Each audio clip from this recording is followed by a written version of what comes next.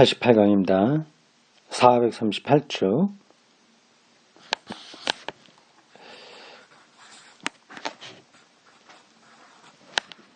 산상설교라는 키워드가 달린 문장입니다.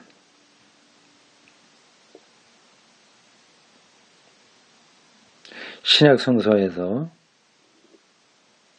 윤리, 행위의 지침을 찾자면 아무래도 방대한 대목을 이루고 있는 이른바 산상설교, 마태복음 5장에서 7장인데 누가복음에는 산상이 아니라 평지설교로 6장 20절에 47절 좀 축소형으로 나오고 있어요.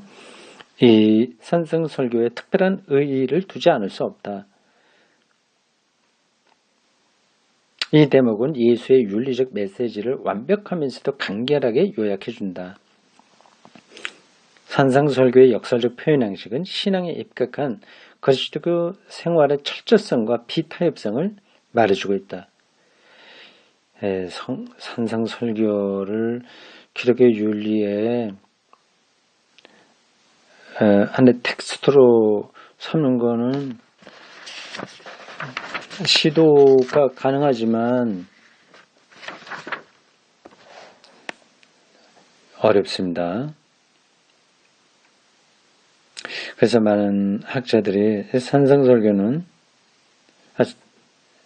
제자들의 한정된 소그룹에 한정된 거라든지 아니면 종말론적인 차원에서 가능한 방향성이다 이렇게 얘기를 합니다. 그 말은 그 산상설교에 나와 있는 윤리적 가르침들이 현실에서는 저작거리에서 사는 모든 그 기독교인들에게는 좀 비현실적이다. 너무 멀게 느껴진다. 그런 뜻입니다. 그러나 이게 오늘 이 글을 쓴 사람은 이거를 어떻게 설명할지 좀 따라가 보겠습니다. 산상설교는 두 가지로 오해될 수 있으며 바로 그게 나오네요. 오해.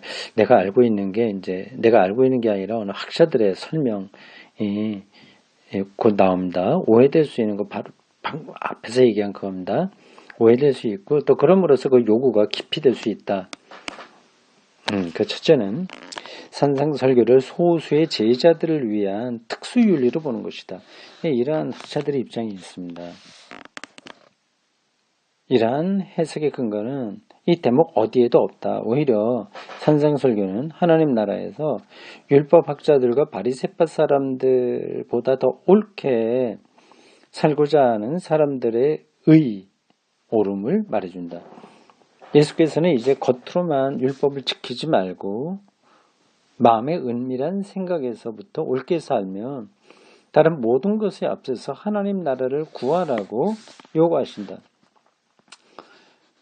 근데 더 근본적으로 성서 주석이라고 하는 점에서 볼 때 이 산상설교 마태복음 5장에서 7장을 예수님이 앉은 자리에서 다 하신 거라고 보기는 힘듭니다.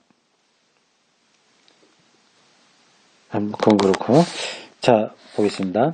몇몇 근본적인 요구들은 타협과 간소화를 불허하며 인간의 현세적 합리적 자명성을 모조리 의문에 붙이고 있다. 그렇죠. 성내지 마라. 무제한 용서하라. 오른 뺨을 친 자에게 왼뺨을 대라. 이런 것들이요. 이혼하지 말라. 폭력으로 권리를 쟁취하지 말라. 이웃을 사랑하라. 원수 사랑 등등입니다. 이건 도저히 우리가 현실에서 실천할 수 없는 것으로 들리죠. 그러니까 이거는 소수 집단에게만 하는 거라는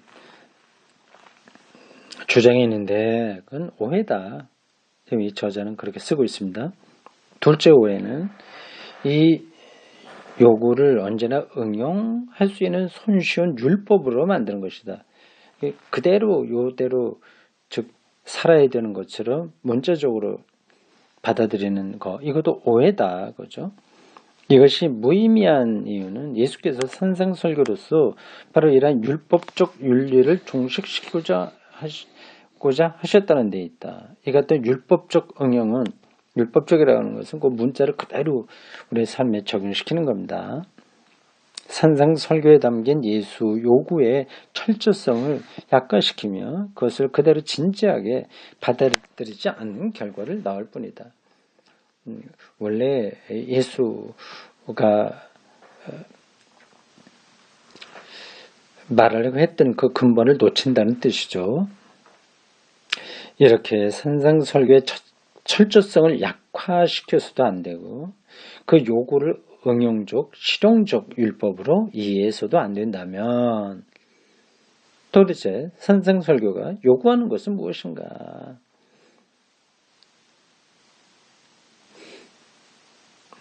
어떻게 설명하나 봅시다. 이렇게 얘기하네요. 산상설교의 요구는 말하자면 한 표본이다. 표본, 이게 뭐죠? 샘플이라고 하는 건가? 표본이다. 그래야 참 신앙이라면 이 신앙이 사람을 이런 생활 태도로 이끌 수 있다고 하는 것을 말해준다. 신앙에는 사랑으로 인하여 일견 극히 자연스럽고 옳은 것으로 보이는 생활 양식의 파괴적 구조를 타파한다. 이게 무슨 말이야?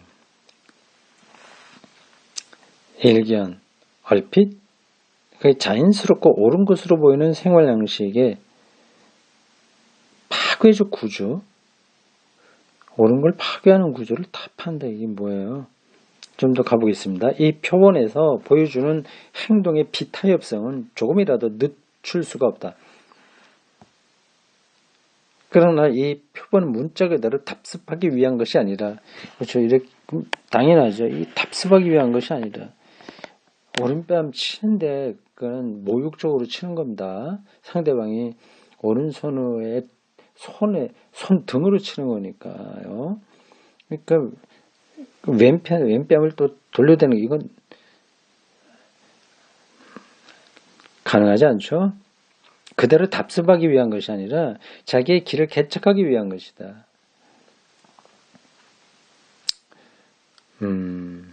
하나님 나라 윤리의 근거에서 자기의 고유한 윤리적 방향을 개척하기 위한 말씀이다. 그렇게 봐야 되나요? 그리스도교 신자는 산상설교의 문장을 글자 그대로 실천해야 하는 것이 아니라, 그렇죠. 자기의 구체적인 상황에서 무엇이 이 같은 철저한 그리스도교의 행동인지를, 윤리의 철저성을 가리킨다. 그렇게 말하면 동의가 됩니다. 예수께서 청중의 상황을 눈앞에 두고 상상설교를 하셨듯이 그러한 것인지를 스스로 창의적으로 개발하고 실행해야 된다. 그런데 여기서 즉시 한 가지 문제가 따르게 된다. 창의적으로 개발하고.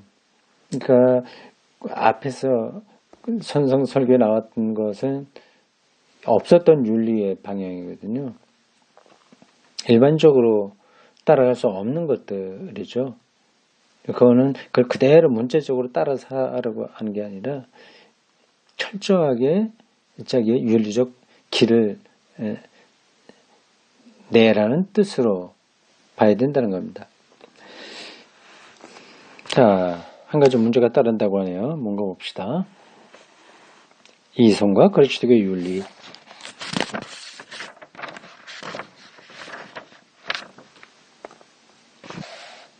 성서가 율법이나 직접 적용할 수 있는 윤리적 훈계를 구체적으로 제공하지 않는다면 그리스도교 신자가 구체적인 상황에서 구체적인 컨텍스트에서 어떤 결단과 어떤 행동이 신앙의 의무인지를 어떻게 알 수 있느냐 하는 문제가 생긴다. 창조적으로 저기 윤리적 길을 내야 되는데 그걸 어떻게 하냐 하는 거죠. 이에 대한 대답은 다만 하나. 그것을 위하여 그는 이성을 가지고 있다고 하는 것이다. 옳고 그름을 판단하는 이성, 하나님이 직접 인간의 마음에 박아주신 사랑의 인도력과 추진력에 따라서 상황에 따라 구체적으로 무엇을 해야 하며 어떻게 하나님 앞에서 책임지고 결단을 내려야 하는지를 스스로 숙고하면서 찾아내고 비판적으로 검토해 보아야 한다. 일반 신자들이 이렇게 할 수 있을까요?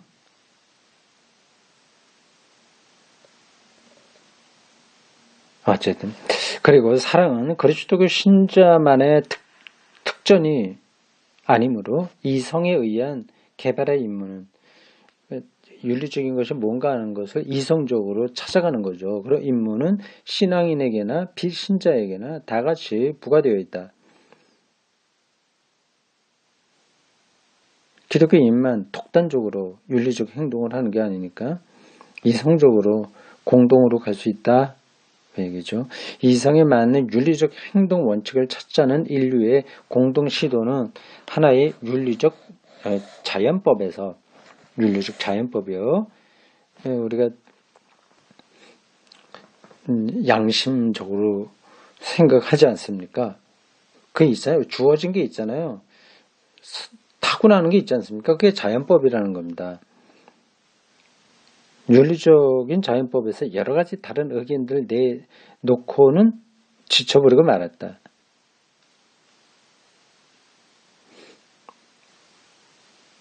인류의 시도가 지쳐버렸다? 실패했다는 거죠?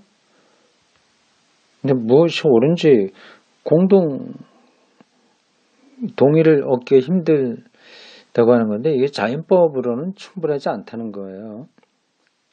조금 복잡합니다. 그 다음 성서 말씀은 이방인에게도 올바른 윤리적 판단의 능력을 인정한다. 로마서 2장 14절입니다. 이방인들이 본성에 의해서 이 본성이 자연법이에요.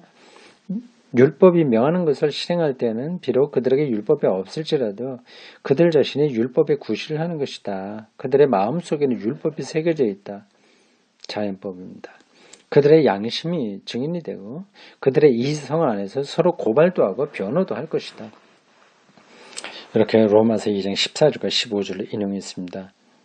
이성의 개발 능력은 또 이성이 비그리스도교적 사고를 통해서도 윤리적 행동 지침을 얻어낼 수 있다는 것을 보아서도 확실히 입증된다.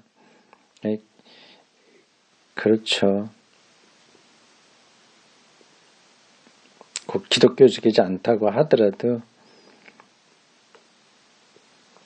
바른 윤리적 행동 지침을 얻을 수 있는데 그것은 이성의 능력이라는 겁니다. 그 동의가 되죠. 그리고 신약 성서나 교회 역사도 이 점을 인정하고 있다.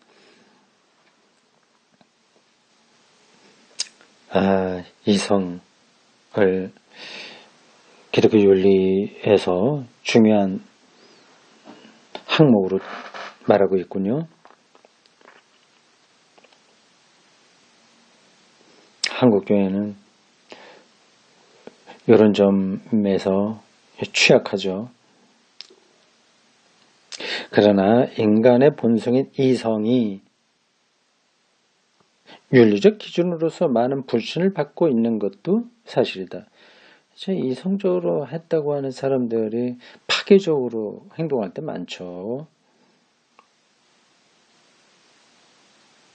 세계전쟁 이런 것들 다 인간을 계몽시키고 이성적으로 살아가면 역사가 발전한다고 하는 것에 대한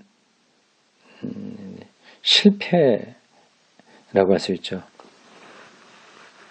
이성의 윤리적 판단도 번번이 오류로 드러난 바가 있다. 더구나 그리스도교 신자는 인간 인식에 끼치는 죄의 마비적, 현혹적 영향력을 알고 있으므로 그렇죠. 21세기 더 그렇습니다. 자본주의에 찌들려 있어서 경제윤리에서는 지금 말이 되지 않고 있습니다. 마비적 현혹적 영향력에 놓인 거죠. 이성의 윤리 판단에 대한 불신은 더 크다.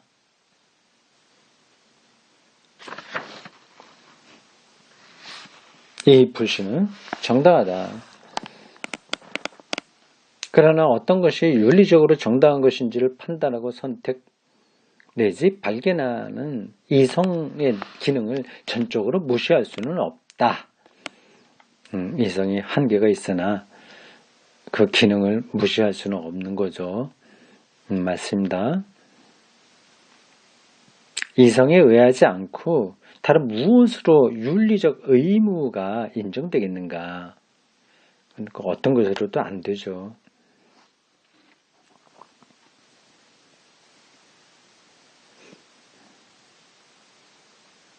신앙을 갖춘 이성 자체가 죄로 더럽혀져 있음을 드러낼 수도 있다. 이 표현이 재밌죠? 신앙을 갖춘 이성. 신앙적 이성.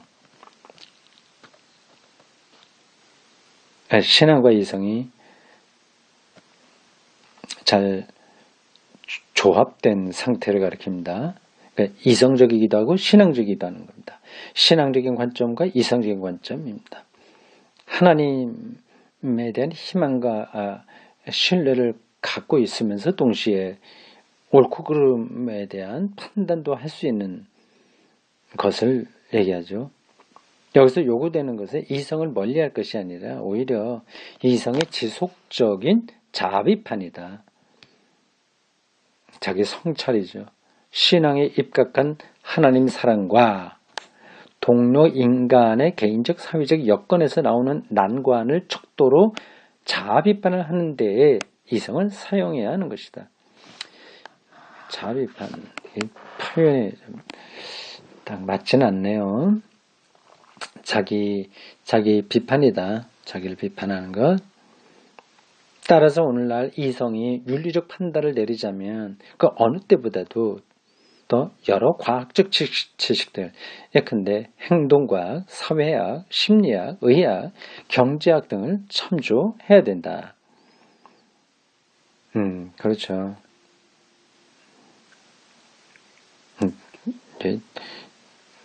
종합적인 겁니다. 어떤 걸 판단하는 거는 자기의 전문적인 영역 그 하나로만은 가능하지 않습니다.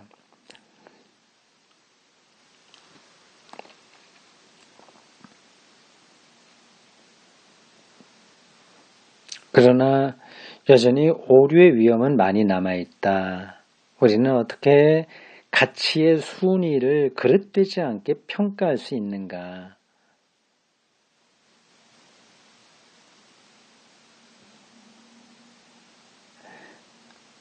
가치의 순위.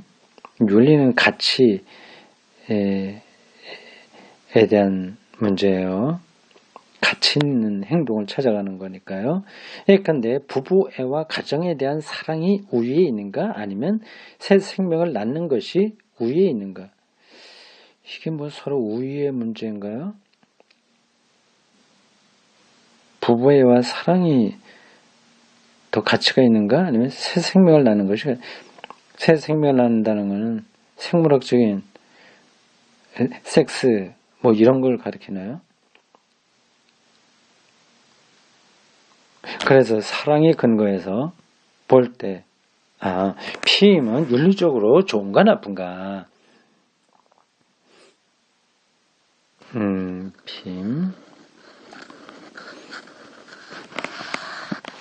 이런 갈등 속에 그리스도 신자는 어떻게 잘못된 판단에 기울어지지 않을 수 있는가? 이게 쉽지 않은 거죠. 지금 뭐 피임은 당연한 것으로 누구나 생각하죠. 근데 이 책이 기록될 때 벌써 50년 전이니까 그때는 피임이 기독교인에게 옳으냐 그러냐 그런 논란들이 많이 있었습니다. 가톨릭에서는 조금 더 보수적이죠. 피임은 잘못된 것으로 그들은 생각하고 있었습니다. 근데 지금은 다 달라졌을 거예요. 인간의 생명 자체가 우선하는가? 혹은 심한 고통을 방지하는 것이 우위에 있는가? 이건 뭐 안락사 이런 문제겠네요. 죽을 게 분명한 사람이라고 하더라도 살아있으니까 그걸 살려내야 되는 건지 아니면 안락사로 고통을 방지하는 게 더 가치 있는가 이런 질문입니다. 이게 참 어렵죠. 그리고 이에 따라 소위 우생학적 진단에 의한 임신 중절은 윤리적으로 허락되는 것인가. 이건 나치가 많이 그렇게 한 거죠. 어떤 전염성이 있는 병을 가지고 있는 혹은 큰 장애를 안고 있는 사람들은 이제 임신하지 못하도록 하는 거 이런 거죠. 실정법인 국법과 윤리적 계명과의 경계선은 어떻게 그을 것인가? 국가는 일정한 윤리적 요구를 벌칙으로서 고수해야 하는가? 이웃사랑은 진실보다 위에 있는가? 그렇다면 불의한 박해에서 다른 사람을 보호하기 위하여 거짓말을 할 수도 있는가? 참 어려운 질문이 많이 나열되었습니다. 뭐 이것 말고도 더 많죠. 그거를 자기가 판단해야 됩니다. 이런 경우에 양심적인 사람도 잘못 판단할 수가 있다.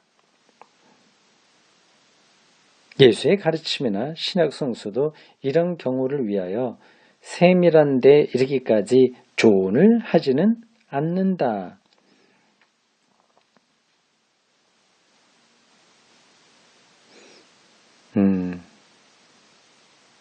도대체 예수의 가르침이나 신약 성서는 현대의 화제가 되는 윤리 문제에 관해서는 말하지 않는다.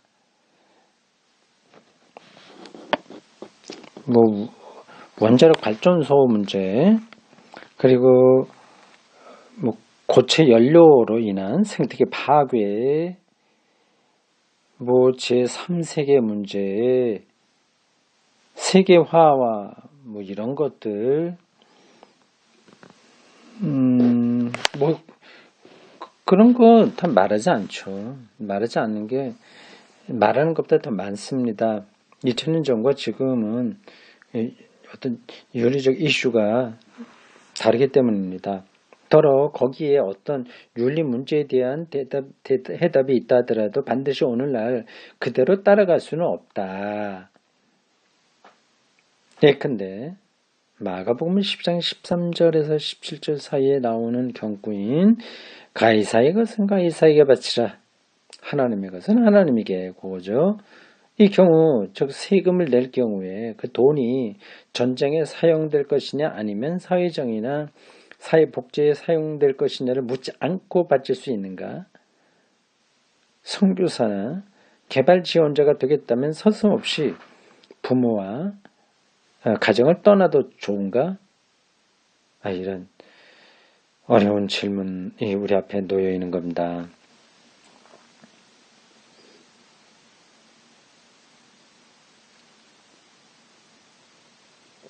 그리스도교 신자가 온갖 오류의 위험을 무릅쓰면서도 결단하고 행동해야 할 경우에는 반드시 양심적 자아 비판에 입각해야 하면 무조건 성경 기준에 따라서 믿습니다 해서 하는 게 안 되고요. 또 장차 새로운 자아 비판, 자기가 비판받을 각오도 하고 있어야 된다. 특히 인간을 온갖 배반과 죄과에도 불구하고 결정적으로 받아들여 주신 하나님의 용서를 신뢰하고 있어야 된다. 참 성숙한 기독교인의 삶의 자세입니다.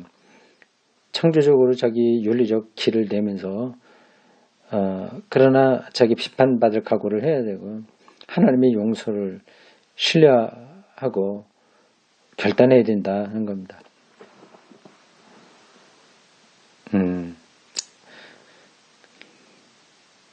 다음 믿음과 세상이라는 키워드입니다. 이상의 고찰로 이제 우리는 신앙이 세상을 어떻게 생각하며 신앙인이 세상과 어떤 관계에 있는지를 말할 수가 있다. 개개의 경우에 그리스도교 신자에게 요구되는 것이 무엇인지를 알아내는 이 일은 신앙과 사랑에 입각한 이성이다. 이성이다. 신앙과 이성. 확실히 이성이야말로 사람으로 하여금 세상에서 올바르게 살게 하고 세상을 개척하게 하는 힘이다. 이렇게 신앙이 이성에 대하여 원칙적으로 불신할 이유가 없다면 위에 언급한 세계관을 의심할 이유도 없다. 위에서 언급한 세계관. 앞에서 언급한 세계관이 뭐예요?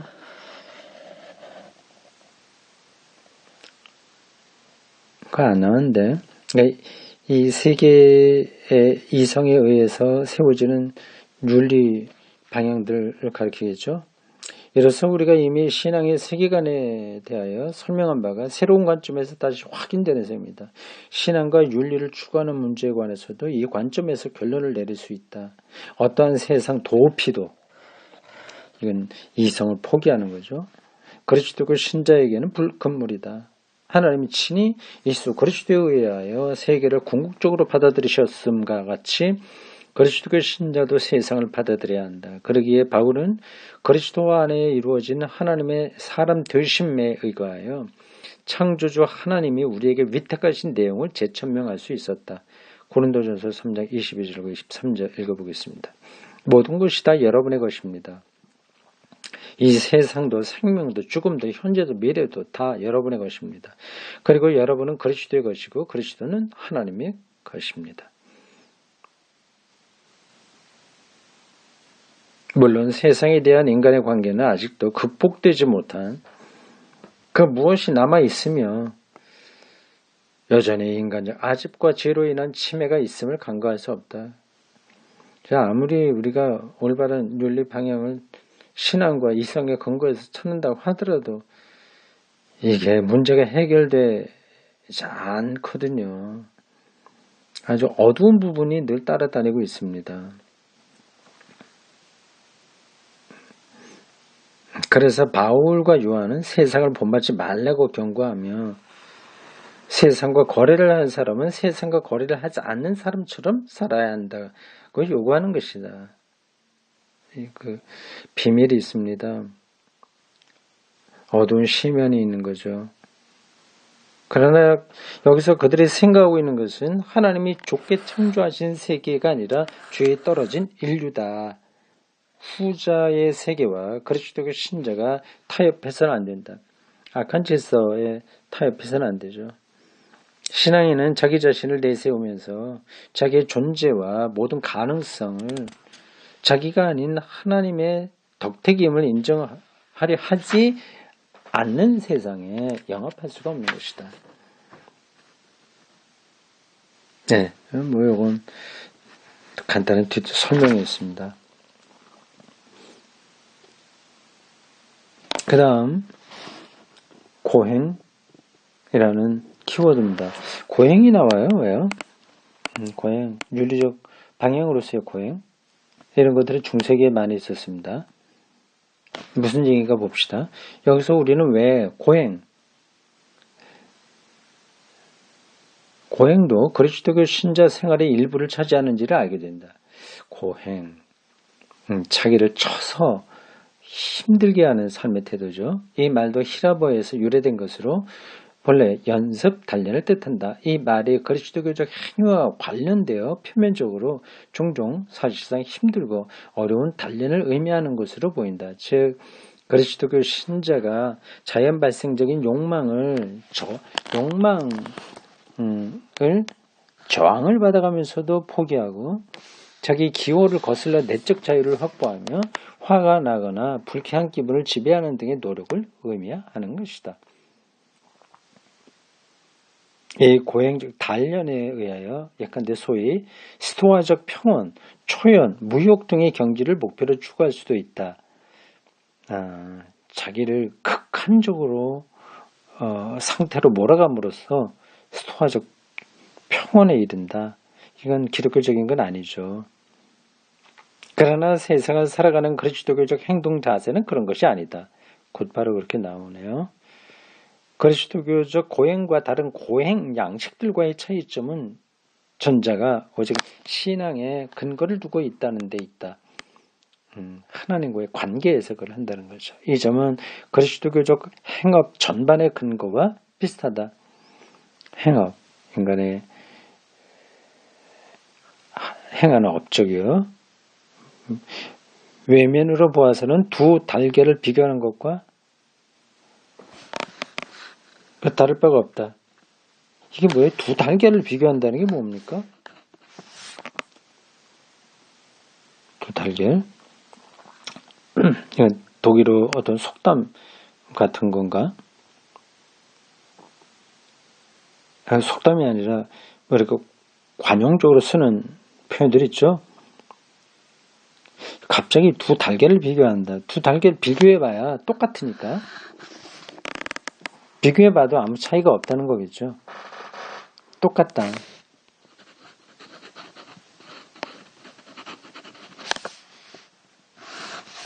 차이가 없다.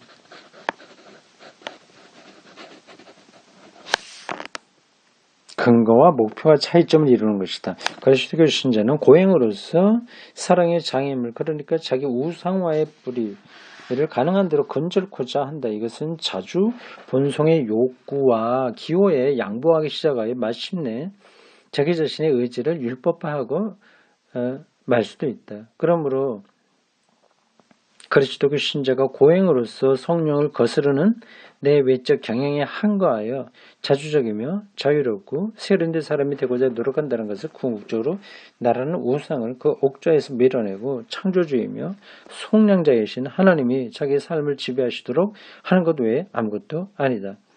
고행 자체가 의미 있는 건 아닌 거죠. 고행은 무엇에 대한 싸움일 뿐만 아니라 무엇을 위한 단련, 이기도 한 것이다. 그러므로 고행은 반드시 괴롭기만 한 것은 아니다. 오히려 요 대목을 쓴 사람은 가톨릭 신학자라서 고행에 대한 항목을 넣어서 설명하는군요. 개신교에서는 이런 것들은 많이 다뤄지지 않습니다. 오히려 적절히 긴장을 풀어주고 그리스도교 신자로 정규적 생활을 하기에 정확한 판단을 내릴 수 있게 한다. 이 사실을 부정하거나 불필요한 것으로 경시하는 사람은 심리학과 의학계에 일치된 견해에 역행할 뿐만 아니라 한편 사람에게 행사되는 하나님의 주권의 위계를 몰아넣는 셈이다. 가톨릭 교회에서는 꼭 개인 고행이 좀 절기적으로 자주 행해집니다. 사순절 때 그런 거 많이 하죠. 육식을 하지 않습니다. 지금은 어떤지 모르겠습니다. 언제나 긴장 상태에서 안간힘을 다하는 사람, 늘 끝까지 자기 자신을 조종하려는 사람은 자신에게만 의지하고 자만하는 성수의 편을 빌리면 스스로 의롭다고 여기는 극도의 위기에 빠지게 됩니다.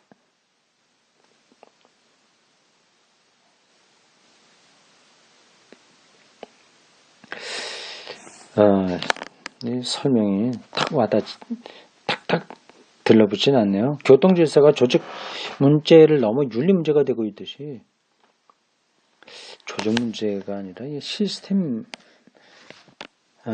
문제인데 조직 문제라고 하면 번역이 이상하죠. 너무 윤리 문제가 되고 있듯이 자동화가 급진하고 노동시간이 단축돼가는 이 시대에는 여가 선행이 하나의 윤리 문제를 등장하고 있다. 여기서 그리스도교적 고행의 새 과업이 있는 것이다. 그게 필요하다는 얘기를 하고 있습니다. 그래야 우리의 삶이 실질적으로 풍요로워지고 인간다워진다. 그거 아니겠습니까? 그리스도교적 고행은 세상 도피와는 다르다. 그것은 자기 만족의 노예와의 신앙으로 항거하는 것이다. 아주 기계적으로 딱 붙어있는 것을 넘어선 초월하는 거, 항거하는 거죠. 그건 맞습니다. 근본적으로는 옛날에 그리스도교 신자를 사로잡았던 스토아 철학적 고행의 이상에 그건 아니라는 거죠. 그냥 항거하는 것이다. 사람과 세계를 절대화하는 데서 자기 만족을 취할 것이 아니라 마음껏 즐기고 마음껏 먹고 마시고 하는 그런 데서 자기 만족을 얻는 것이 아닌 거죠. 세계는 엄연히 그리스도교 신자에게 한 과제로 남아있다. 현대에서 가장 중요한 그리스도교 신자의 세상 과업에 관해서는 나중에 상론하기로 하죠. 이 고행도 이런 점에서 필요하다는 뜻입니다. 여기까지입니다.